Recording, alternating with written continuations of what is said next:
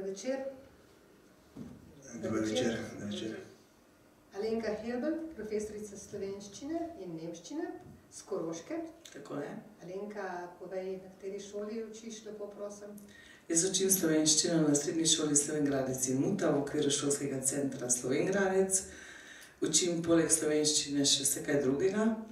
Kar se pač tiče jezika, to je tudi dramatizacija na programu, predšolske vzgoje, veščine sporazumevanja, retoriko, prodajno sporazumevanje pri trgovcih in tako da je kar pestro. Velik center je to, center v Slovenj Gradcu? To je dokaj velik, to je v bistvu največji center na Koroškem, poleg šolskega centra v Ravnah. Pri nas v bistvu izobražujemo na 7 strokovnih področjih. Šola je torej srednja strokovna in poklicna. 7 področij, to je trgovina, ekonomija, turizem, gostinstvo, predšolska vzgoja, okoljevarstveni tehniki in pa lesarstvo. Hvala, Alenka. Z nami je danes tudi Maja Urbanc. Maja, tudi ti si profesorica slovenščine. Učiš pa na zanimivem kraju. Ja, jaz učim v bistvu malo čez mejo, tudi na Koroškem, in sicer v Velikovcu. Poučujem pa na gimnaziji in pa na trgovski akademiji. Maja, je bil izziv, da si šla čez mejo, ali je bila potreba, ali je bilo oboje? Bom rekla, da je bila dobra priložnost, ki sem jo izkoristila in mi zaenkrat ni žal. Super. Albin. Albin Vrabič, ravnatelj srednje šole v srednješolskem centru Velenje. Ja, jaz prihajam iz Velenja, iz šolskega centra Velenje in v okviru šolskega centra imamo najstarejšo, najmanjšo šolo in to je moja šola, to je šola za rodarstvo in varstvo okolja. Lahko rečemo to, kar rodarji degradirajo, potem okoljevarstveniki popravijo, čeprav ni čisto tako. Tudi v okviru rodarstva imamo veliko okoljevarstvenih in sanacijskih tehnologij in predmetov. Naš moto našega področja je dobre šole, odlična znanost in šport za vse. Če začnemo z dobrimi šolami, Alenka, kaj ti vidiš kot dobre šole in s tem seveda, da se dotakneš tudi našega programa Slovenske demokratske stranke?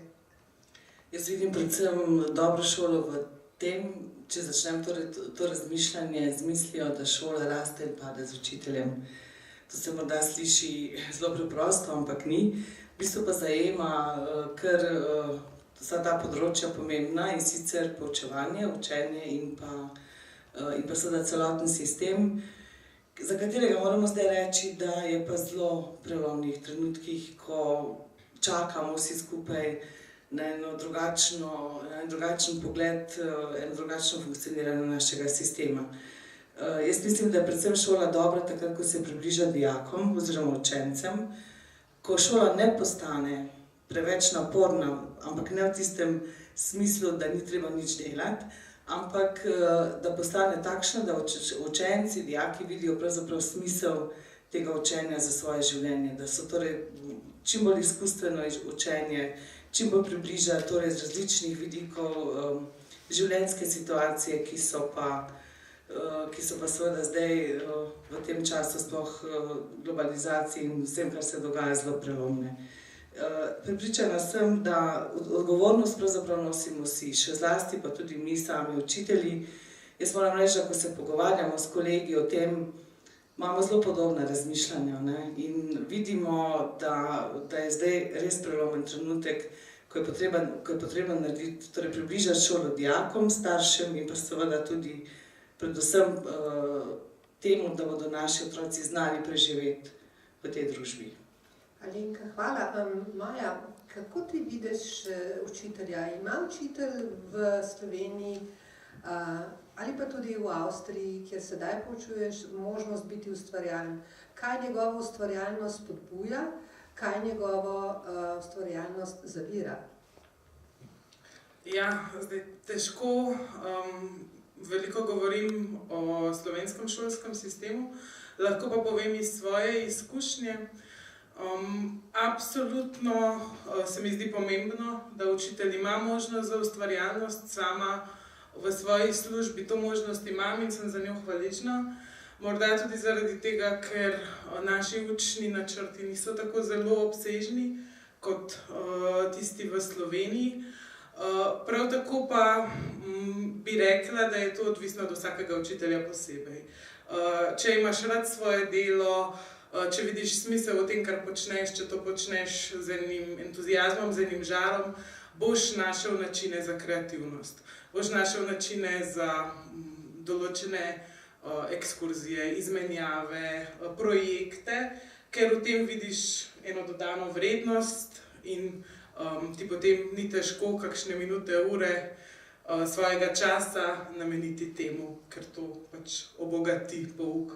Maja, se ti zdi, da je zelo obširen učni načrt tisti, ki spodbuja učitelja k ustvarjalnosti ali ga omejuje? Zelo obširen učni načrt, po mojem mnenju, prej omejuje. Ker tukaj pridemo do vprašanja avtonomije učiteljev.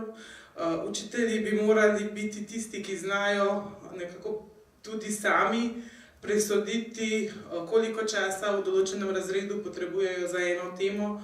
Tukaj so specifike zelo različne.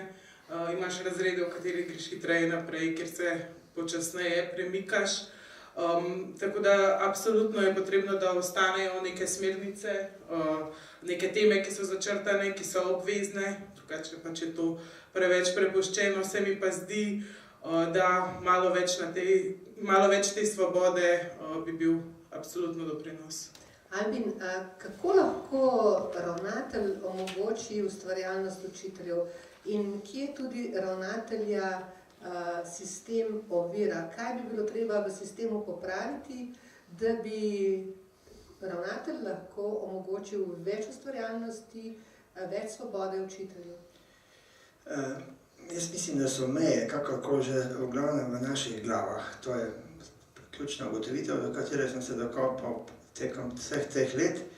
Bi se pa navezal na Majo in na Alenko, ker v bistvu, kar sta oni dve govorili, je področje najširše rečeno kakovost. Govorili ste o kakovosti in tu so različne definicije, kaj je kakovostna ali dobra šola. Meni osebno je najbolj všeč definicija UNESCO.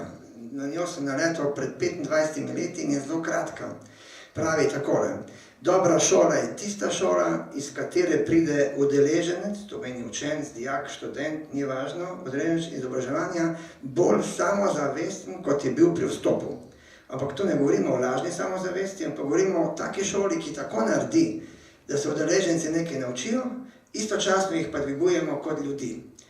Ko smo govorili o teh učnih načrtih, pa v osnovi, pravzaprav učitelj je res avtonomen in jaz mislim, da bi ga vsaka šolska politika morala spodbujati pri tej avtonomnosti, ki dejansko ima, ampak večkrat se niti ne zaveda. Sploh, bom rekel, vsi mi, ki prihajamo iz bivšega socialističnega bloka, je precej blokad, omejitev, ki jih pravzaprav ni. Te omejitve imamo samo v glavi in učitelj pravzaprav učni načrt ga samo vodi, nekaj izhodišča.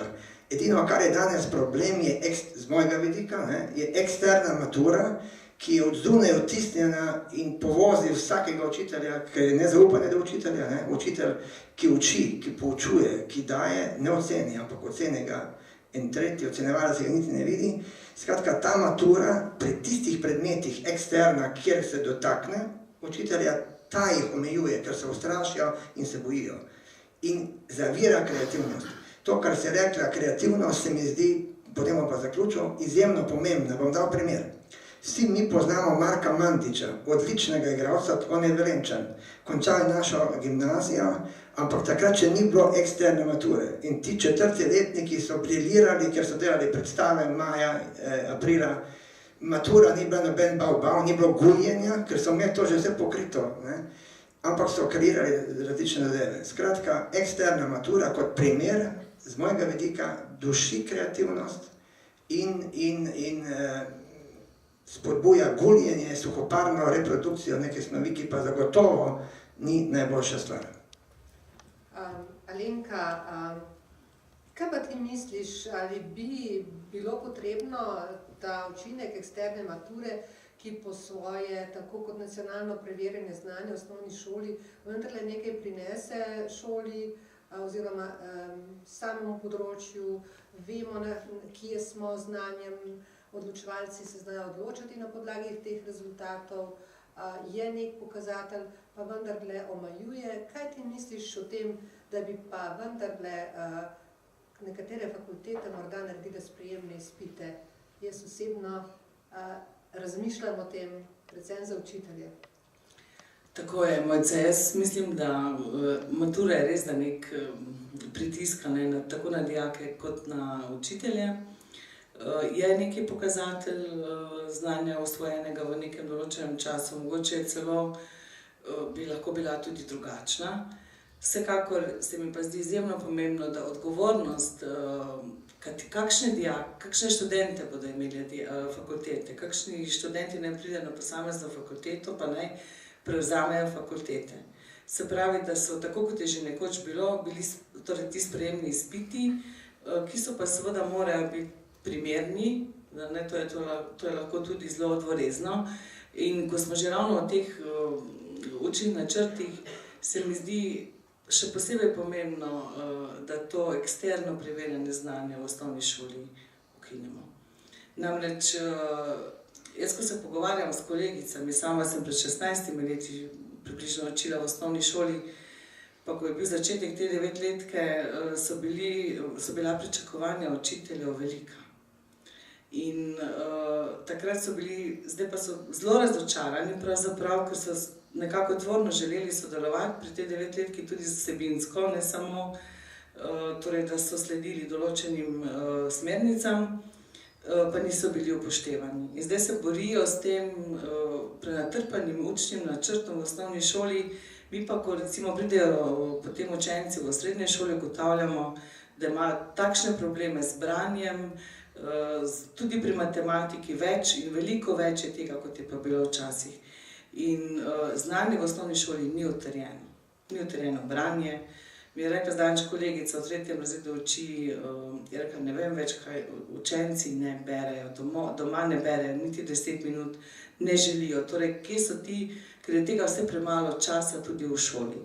In na eni strani so starši, na drugi strani so učitelji, učenci že pri 9-10 letih dobijo odpor do šole, so tukaj zelo velike težave, tudi seveda potem na osebnostnem področju, ne želijo in potem se v najstniških letih uprejo in posledično torej se lahko nam tudi izgubijo, kar pa seveda ni naš cilj. In mi smo zelo odgovorni tukaj, mislim, da se moramo res veskati, če pade šola, pade cela družba. In tukaj nosimo veliko odgovornost in se moramo res vprašati, kakšno šolo želimo, kakšne ljudi, kakšne državljane pravzaprav želimo, katere so tiste vrednote, na katerih bi naš šolski sistem torej deloval. In tukaj moramo res pogledati najprej vase in narediti sistem takšen, ki seveda ne bo učinkoval čez noč, ampak z vso odgovornostjo se pa moramo tega lotiti. Anglosaksonski sistem, iz katerega so skopirali torej to eksternost, seveda je prinesel pri nas nekaj dobrih rezultatov, nekaj pa tudi slabih, pravkar smo jih slišali. In misliš, Maja, da bi se dalo to omiliti s sprejemnim izpitom na fakulteto oziroma z nekim drugim preizkusom, to pomeni s pogovorom z človekom, s kandidatom, ki bi želel nekaj študirati, postati bi hotel učitelj, kaj bi mu ti zastavila, kakšno vprašanje bi mu ti zastavila, poleg tega, ko bi pogledala njegove ocene, kaj bi bilo zate pomembno, da je dober učitelj? Zdaj, če najprej odgovorim naslednje, absolutno to, če si to, absolutno bi ga vprašala, ali to želi početi. Da to ni, da biti učitelj ne bi smela biti rešitev, ki je druga ali pa tretja, recimo za enega mladega človeka, ampak mora v tem videti, kot sem že prej omenila, eno dodano vrednost, en smisel. Kar pa se tiče mature in tega eksternega in internega preverjanja, zanimivo je, da je v bistvu Avstrija šele nekaj let nazaj uvedla eksterno maturo, s tem, da pri nas je za slovenščino na naši šoli ostala matura interna. Tako da tukaj pri nas je malo drugače. Meni se absolutno zdi, da neka zunanja evalvacija mora ostati in moramo tudi znati izmeriti uspešnost in zato se mi ne zdi absolutno slabo, da se to naredi. Ne vidim pa preveč smisla v nacionalnih preverjanjih znanja v osnovni šoli, ker kakor slišim jih skoraj nihče ne jemlje resno. Tako da mogoče bi bilo o tem za premisliti, ker pač ta nacionalna preverjanja nikamor ne štejejo, nič ne veljajo, skoraj nikamor. Kaj pa, če pokažejo prav realno znanje? Kaj pa, če nas zanima, kaj zna tisti, ki sedaj zdajle gre dol po cesti, ki ni prisiljeno, zdajle se pripravljal na izpit, ampak mu je ostalo samo tisto, kar je dejansko res ostalo v glavi, ker mnogo tega se pozabi. Kaj pa, če nacionalno preverjanje znanja, zaradi tega, ker se učence ni treba toliko truditi, pokaže dejansko znanje, ne tisti hip pred kontrolko ali pred izpitom naučeno znanje, morda pa je to tudi dragocen podatek, kaj v resnici znajo naši učenci. Ja, morda, absolutno je to možno. Kar se meni zdi sporno, je to, da pri nas vsaka lestvica, ki pride v javnost, recimo z uspešnostjo določenih šol, je hitro ocenjena kot nekaj slabega. Meni se zdi tukaj, da vseeno nek pokazatelj na kvaliteto določene šole, določenega učitelja, to tudi je. To sem želela v bistvu predvsem izpostaviti, da se nekako bojimo vrednotenja našega dela in to se mi zdi slabo, predvsem to. Sigurno, če se vrednoti zgolj s temi rezultati, potem to gotovo ni realna ocena, lahko se naredi velika krivica, namreč vse raziskave kažejo, da je zelo, zelo pomembno, v kakšni družini se otrok rodi, ali se rodi v družini, kjer so starši socialno krepki, kjer nimajo težav z denarjem, so zaposleni, imajo visoko izobrazbo, imajo veliko knjig, veliko potujejo, razširjajo obzorja svojim otrokom. V taki družini ima otrok zagotovo boljše izhodišče. In če pa prihaja otrok iz družine, ki je socialno deprivilegirana, starši brezposelni, obupani, mu tudi njegov enak inteligenčni kvocient ne bo pomagal, da bi dosegel enake rezultate kot njegov vrstnik iz, bi rekla, bolj perspektivne družine.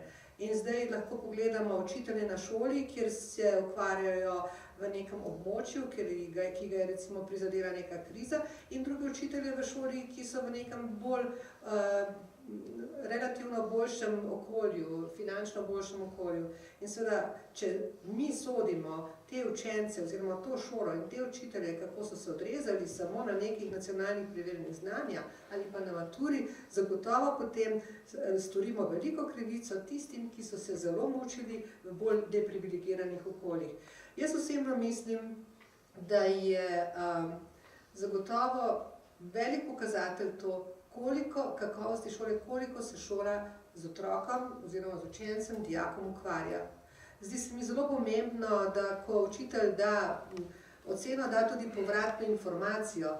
In tudi veliko povratnih informacij pove, tudi če so kakovostne, pove, da se šola ukvarja z dijakom, z učencem. Kaj ti meniš, Almin? Ja, zdaj smo padli v eno izjemno široko področje. Jaz sem najprej opredelil, najprej sem opredelil, to je moje mnenje, jaz sem osebno proti eksterni maturi. To govorim kot poznavalec, jaz sem bil član Republiške predmetne komisije za mehaniko, naloge smo sestavljali.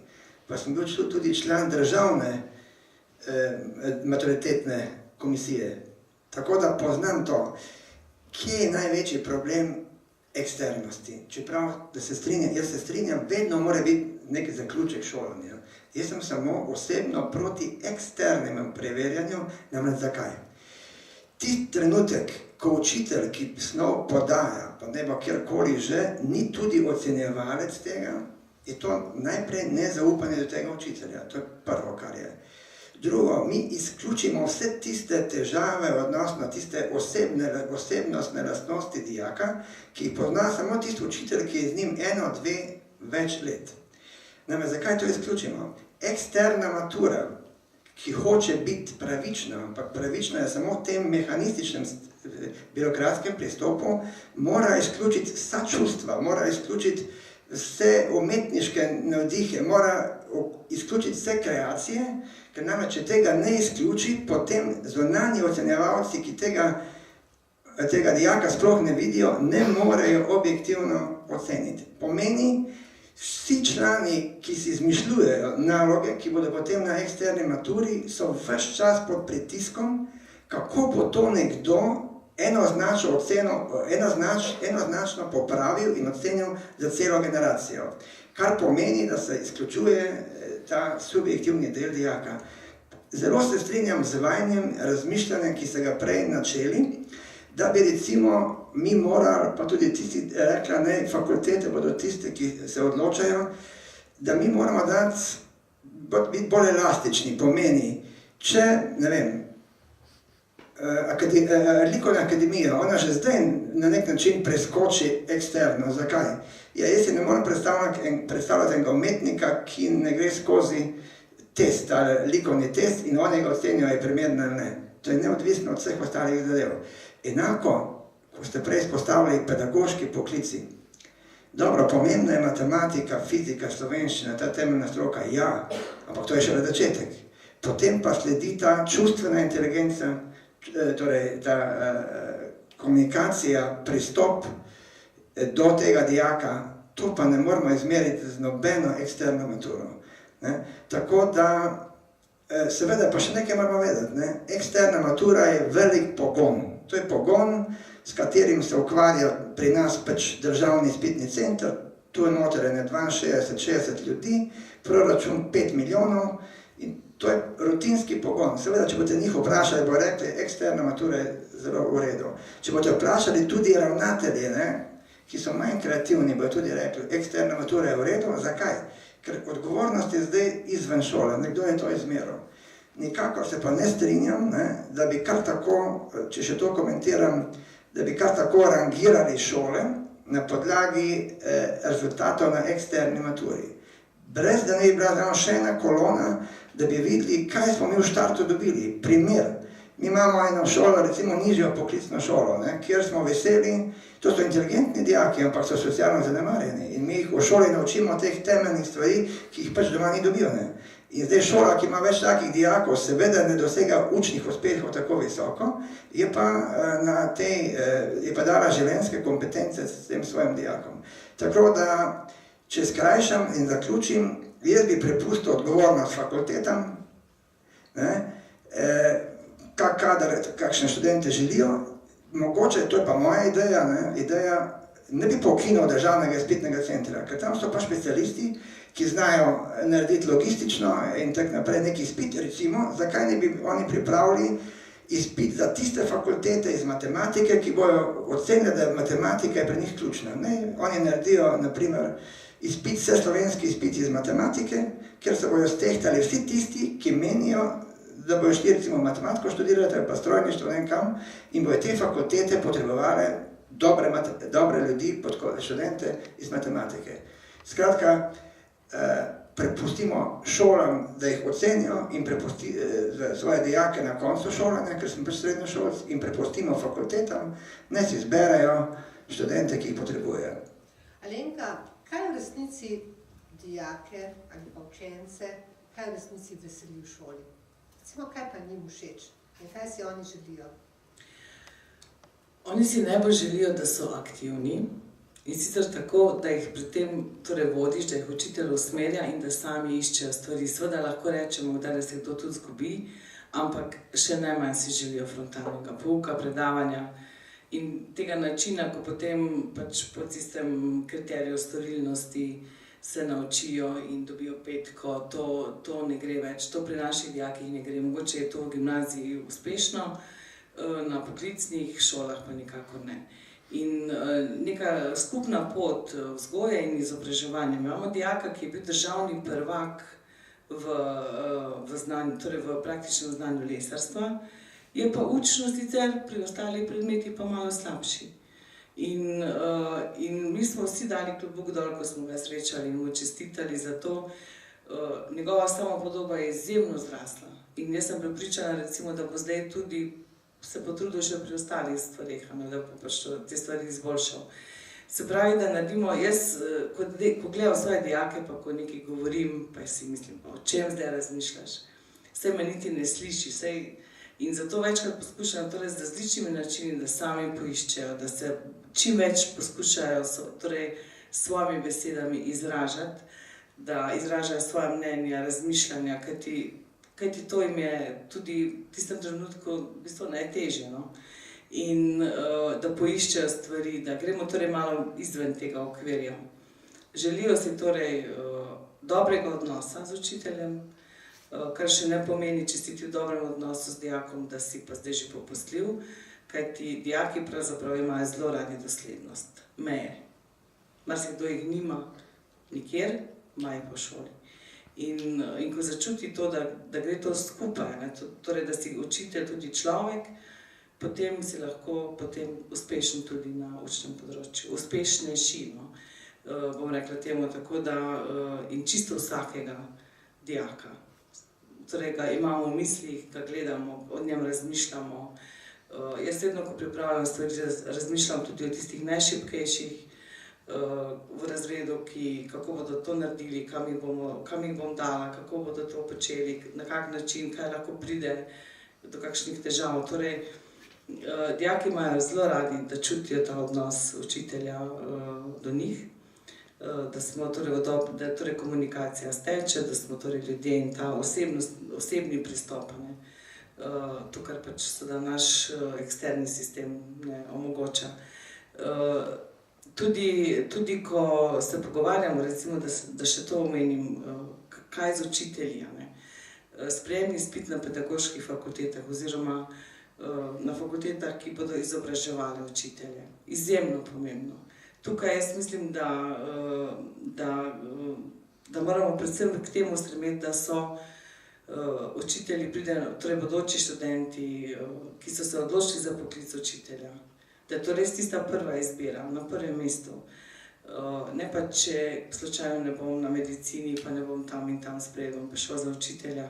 Da ne gre za učitelja zato, ker je to pač, kot v družbi velja, dobro plačana služba v javnem sektorju, ampak da gre za to, ker si to res želi početi. To pa še ne pomeni, da so to tudi tiste ocene v srednji šoli, če ima dobre ocene, da je že dober učitelj. To je izjemno pomembno in tukaj nosijo pa res odgovornost torej fakultete. Hvala. Maja, Avstrija ima kar dober sistem preskrbe z učbeniki. Kaj meniš ti, bi morali biti učbeniki zastonj? In so v Avstriji zastonj ali ne? V Avstriji so učbeniki delno zastonj, in sicer tisti, ki so v programu učbenikov, ki so odobreni strani Ministrstva za šolstvo. Sami uporabljamo učbenike iz Slovenije, zato nimamo te sreče in jih na gimnaziji morajo učenci sami plačati. Na Trgovski akademiji, se pravi na sosednji šoli, pa obstaja sklad, ker je ta šola tudi malo bolj podjetniško, gospodarsko usmerjena, kjer se te učbenike brezplačno zagotovi učencem. Sicer pa se mi zdi, da bi bilo smiselno razmisliti o tem, kako bi staršem čim bolj razbremenili tega finančnega bremena učbenikov, delovnih zvezkov in vsega ostalega. Ja, naša stranka ima to v programu, torej učbeniki in delovni zvezki so za učence brezplačni v šoli, torej poskrbimo to preko proračuna za njih. Maja je omenila tudi Trgovsko akademijo in povezavo z gospodarstvom.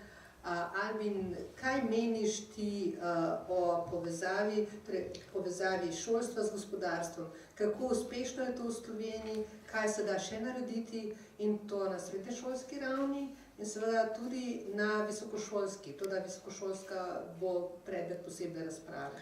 Torej, to povezovanje je seveda izjemno pomembno, ni pa tega torej, to povezovanje se postavi takrat, ko je treba, ko je nek pritisk. Ne? Naše šolstvo, zdaj govorim generalno, je precej monopolno, kar pa ne velja, torej to velja, da je monopolno za osnovno šolo, zagotovo, pa tudi do nedavnega je veljalo to za gimnazijski del srednjih šol, že ne več, sploh pa ta monopol ne velja na poklicno in strokovno šolstvo. Že prej smo poslušali pristope, ki jih je Alenka govorila, ne? To pomeni, tu so čisto drugi pristopi. Na poklicnem in strokovnem šolstvu se že 20 let ukvarjamo z manjkom dijakov. Ni interesa takšnega in drugačnega, zdaj se sicer nekaj popravlja. Zato smo bile šole, ravnatelji iz teh šol in tudi učitelji prisiljeni. Tržišče nas je prisililo, ker kakorkoli že tudi v šolstvu deluje tržišče, da smo se odprli navzven, da smo začeli premišljati, kaj je tisto, ki bo pritegnilo naše dijake, kaj je tisto, kar oni zares potrebujejo. Ne? In jaz menim, da je ta pritisk tržišča edina prava pot. To pomeni, če grem najprej zelo helikoptersko slovenski šolski sistem pogledati, zagotovo kombinacija državnega šolstva in privatnega šolstva. Privatnega imamo samo za vzorec. In potem, kar se pa tiče poklicnega in strokovnega šolstva, pogledajte, sam en primer bom povedal, kaj je dobro. Jaz vem, da je SDS vložil 2 ali 3-krat zakon o vajeništvu. Zakaj je to naredil? Ker smo čutili, da je potrebno to nek premik narediti, se približati potrebam. No, ampak zdaj je država kakorkoli že vzpostavila vsaj začetke vajeniškega sistema, zelo počasi, previdno, torej bistveno prepočasi. In kaj je bistvo vajeniškega sistema? Pomeni, da tisti procent populacije, mi imamo trenutno 18% v Sloveniji dijakov na poklicnem in strokovnem šolstvu, to je 30% populacije, ki ga zanima delo. Šole imajo, teorije imajo tle gor. Že z osnovne šole oni bi delali, zato ker imajo te spretnosti, ker imajo po večini zlate roke, ne? In primer, vajeniški sistem je odgovor na to strukturo naše populacije. Zakaj?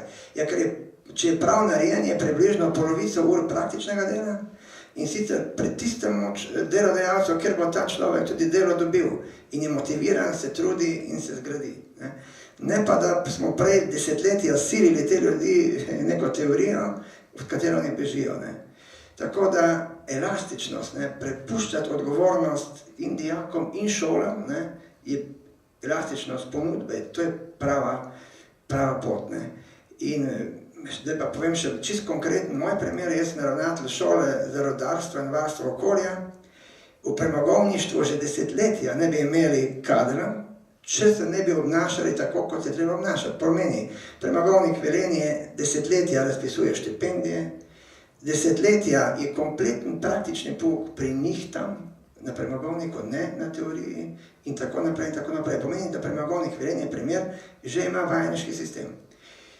V naši Sloveniji smo vajeniški sistem imeli pred drugo svetovno vojno in po drugi svetovni vojni, pred 30 leti smo ga pa odrezali, ker je bil pač to miselnost vzhodnega bloka, da vajence izkoriščamo, da delodajalci vajence izkoriščajo, kako zgrešeno.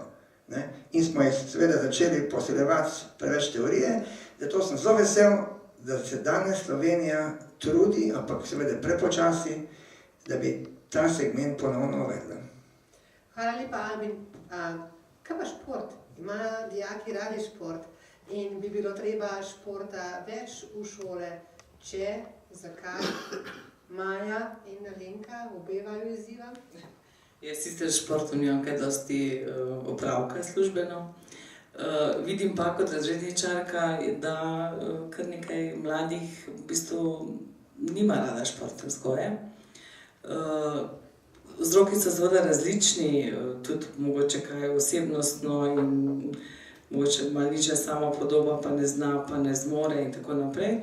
Ampak sem pa prepričana, da bi moralo tega biti še več. Namreč, če se spomnim športnih dnevov pred leti, pa zdaj, smo seveda nekako željami dijakov uskladili za to, da jih se nekaj dobimo tudi na pohode, ki so malo daljši, niso pa pretirano težki. In se mi zdi, da torej odnos do športa, ne govorimo o športnikih, govorimo o poprečnih dijakih, ki pač se mogoče tudi skoraj da nič ne gibljajo, ne. Nimajo možnosti niti razbistriti glave od telefonov in od šole in od vseh težav, ki jih imajo. Tako da več športa vsekakor v šole. Mogoče malo manj kot športno vzgojo, kot vodeno in tako naprej, ampak na nek način, da bi dijake k temu spodbudili, ker vidimo, poleg tega to, kar je Albin rekel, ta vajeniški sistem in ta občutek, kaj znam jaz narediti. Naši otroci v koncu osnovne šole skoraj da ne vedo, kaj znajo, kaj zmorejo. Poleg tega, kar pač v šoli naredijo. Torej, kaj so tiste veščine, ker ne delajo več piščal zunaj, ker ne plezajo več po drevesih, ker je to vse prenevarno in se lahko poškodujejo.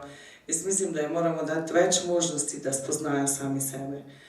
Ker se ne poznajo dovolj, se tudi težje odločajo. Odločajo se pa na podlagi tega, ker vem, ker tudi mi sami na naši šoli izvajamo ogromno promocijskih aktivnosti, da promoviramo te programe, od snemanj oddaj do obiskov na osnovnih šolah, do delavnic o finančni pismenosti na osnovnih šolah in tako naprej. Da jim vse malo prikažemo, kaj lahko nek poklic, torej v nekem poklicu lahko počne in s čim se lahko ukvarja in kje lahko tudi uspe. In torej nek skupek vsega tega bi zagotovo dal dijakom. To pomeni potem tudi manj učenja, manj drila, manj vsega tega in jaz mislim, da bi pa tudi raje prihajati v šolo. Ja, super. Dokazana je povezava med učnimi dosežki in gibanjem. Gibanje zagotovo vpliva in šport zagotovo vpliva tudi ne samo na zdravje, ampak tudi na boljše učne dosežke. Kako ti misliš o tem, Maja, kako to pri vas doživljate? Ja, zdaj jaz tudi se poklicno ne ukvarjam z športno vzgojo, vidim učence, kako tečejo po hodnikih, to jim gre kar precej dobro. Zdi se mi, da je to absolutno pomemben segment, predvsem zato, ker v današnji digitalni družbi je tega spontanega ukvarjanja s športom čedalje manj. Se pravi, spontanega plezanja po drevesu, igre zunaj in tako naprej. Na šoli, na kateri jaz učim, se mi zdi, da so učenci temu še vseeno malo bolj izpostavljeni, ker smo na podeželju. Tako da se mi zdi, da niso še zgolj in samo pred računalniškimi zasloni, kar vidim kot pozitivno. Trudimo se, da bi organizirali različne aktivnosti. Bi pa izpostavila v bistvu tukaj še en vidik, in sicer socialen vidik, se pravi vidik druženja, vidik tega, kako se skozi šport, skozi igre učenci naučijo sodelovati, izgubljati, zmagovati in s tem krepijo tudi svoje socialne kompetence, ne zgolj fizičnih. Vztrajnost. Tudi vse te stvari. Ja, ko smo že pri vrednotah, lepo se odprla temo vrednote. Domoljubje. Kaj meniš ti, slovenski učbeniki imajo dovolj poudarka na domoljubnih vsebinah, je dovolj poudarka na vsebinah osamosvojitve, imajo naši učbeniki tudi navaja tudi resolucijo o totalitarizmih. Kaj naši učbeniki spodbujajo ali ne spodbujajo domoljubje? Namreč učni načrti so zadovoljivi, to pa zato, ker so ti cilji noter. Problem pa je, kot je že prej rekel Albin, da vsebina mature zelo vpliva tudi na sam pouk, kako tudi učbeniki vplivajo na sam pouk. Zdaj, rekel si tudi prej, da imamo malce betona iz socializma. In ker če v učbeniku na koncu, proti koncu omenjena osamosvojitev, potem gre učitelji tudi od začetka do konca. Ne vzamejo osamosvojitev prej, ampak jo dajo na koncu in seveda to je tisti junij, ko vedno zmanjkuje časa. Pa vendar jim učni načrt niti s pikco ne diktira, kdaj mora to vzeti in koliko časa naj temu posvetijo. Kaj ti meniš o tem domoljubju? Je tega dovolj prisotnega v našem šolskem sistemu? Kako je to v Avstriji, denimo? Ja, jaz mislim, da tega absolutno ni dovolj. Če že pogledamo na situacijo, da se vsake nekaj let spremeni naslov predmeta, se pravi, enkrat je družba, enkrat je domovinska vzgoja in tako naprej, to se konstantno spreminja. Če se ozrem nazaj na svoja šolska in srednješolska leta, s tem, da sem obiskovala gimnazijo, absolutno imaš prav, Mojca, zmanjkalo je časa za osamosvojitev, zmanjkalo je časa za take teme, se pravi teme iz bolj sodobne, novejše zgodovine. In tukaj jaz vidim en velik manko.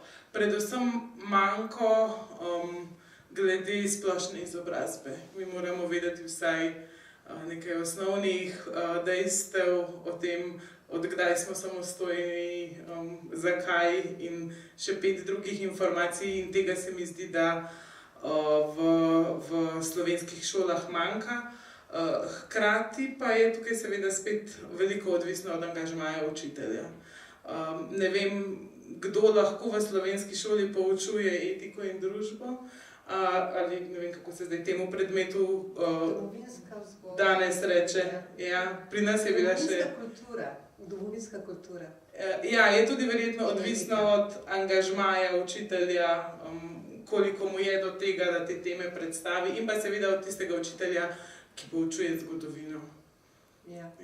Albin, kaj lahko ravnatelj naredi, da njegovi učitelji postanejo bolj avtonomni, da se zagledajo v učni načrt in ga torej snov uredijo po svoje, ne po tempu, ki jim ga narekuje učbenik, ampak torej po tempu, ki si ga sami določijo?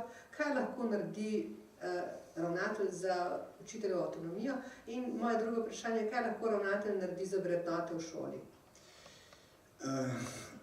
Ja, že mislim, da sem uvodoma povedal, da omejitve so samo v glavah. Jaz sem v teh letih bil na veliko hospitacijah, ne? In na koncu skoraj vsake hospitacije sem učitelja vprašal, ko najprej seveda učitelji si preveč naložijo, ne? Preveč si naložijo sledeč temu učnemu načrtu, in jaz jih vedno vprašam, dobro, to si naložil, povej mi, pa si že 30 let v šoli, na primer, ne? Kolikrat si imel ti inšpekcijo, kolikrat si imel nekoga, da ti je rekel, da si kaj premalo naredil, ali pa da se nisi držal učnega načrta? Ja, odgovor je nikoli, ne? Glede, kolikor je učiteljev in kolikor je nadzora, učitelji so zelo samostojni in so sami. V glavah je to. Zato je zelo pomembno, da se učitelj zna in ravnatelj ga najprej tem spodbuja, seveda, da se učitelj vzame čas, da ne divja skozi snov, da v šoli pri svojem predmetu obdela samo ključne stvari. In tisti, ki se pri pouku, se za dvojko, če poenostavim, na poklicnih šolah, naprimer, mora naučiti v razredu, ker se to utrdi z različnih zornih kotov. To pomeni, da učitelji so tu samostojni in sem prepričan, da večina ravnateljev ne teži in jih ne lovi na tem, a so predelali nekaj ali niso predelali drugih stvari. Če se vrnem še malo nazaj na šport, jaz menim, da je tu pomemben tudi osebni zgled učiteljev. Me se pohvalim, jaz hodim skoraj redno peš v službo, pol ure ali pa z biciklom. Pa meni tudi malo čudno gledajo, ampak že imam kakšnega posnevalca več. Včasih je bilo pač tako, ker ni bilo računalnikov, ni bilo mobilnih telefonov, da je bila žoga in je bilo drugo, da so nas starši lovili, pridite nazaj, pridite domov, pridite v hišo. Danes je obratno, starši naganjajo otroke, pusti računalnik, pusti telefon, pet ven. To je velik problem in je prav, da se ga stranka SDS zaveda in tudi ima določene izhodišča v svojem programu. Druga stvar pa je, da se torej, naslednji problem je prevelika teža. Slovenija izstopa po preveliki teži mladine, ne? In tretja stvar pa je, kar je že Alenka nakazala, velik izziv bo, kako telesna aktivnost približati tej novi generaciji. Strinjam se vsak dan nekaj, ampak kako bomo to naredili, je pa velik izziv in pomemben izziv. Ja, Slovenija je pred veliko izzivi. Odprli smo nekaj dilem, ne pa vse. Odgovore ponujamo v programu, ki ga je napisala Slovenska demokratska stranka, natančneje odbor za izobraževanje, znanost in šport, in je dosegljiv na spletni strani Slovenske demokratske stranke. Tudi vprašanja, ki bi jih zastavila javnost, bi bila dobrodošla, tudi za morda bolj natančno definiranje nekih rešitev. Vsekakor pa ostajajo te dileme, ena izmed teh dilem je, da bi take mlade učiteljice ostale tukaj, da bi mladi ostali tukaj in svoje potenciale in svoje talente dali Sloveniji. Smo v zelo spodbudnem okolju, v izmenjavi mladih študentov, mladih dijakov, ampak prav pa je, da se te mladi vrnejo nazaj in tukaj ustvarjajo Slovenijo in jo ustvarjajo z veseljem. Učitelji pa seveda, da jih popeljajo do tega, da lahko začnejo življenje zelo kompetentno in z veseljem in tudi imajo neke uspešne kariere. Jaz se vam vsem trem zahvaljujem. Vodila sem to omizje, mi je bilo zelo veselje. Mojca Škrinjar, predsednica odbora za izobraževanje, znanost in šport pri Slovenski demokratski stranki. Hvala. Hvala.